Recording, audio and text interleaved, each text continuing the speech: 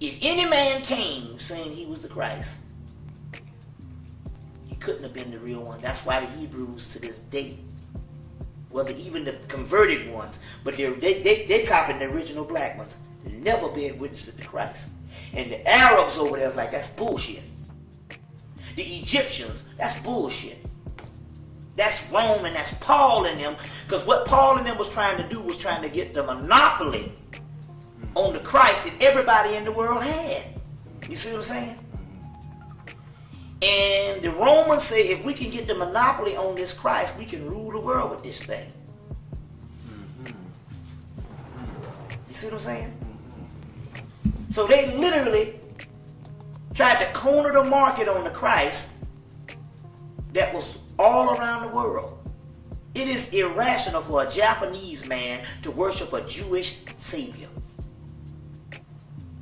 It is irrational for a blue-black African to worship a white man. Just as it's irrational for an Eskimo to worship a black man, where everybody in their mythology got the same Christ. But the Romans came in because they wanted to dominate the world.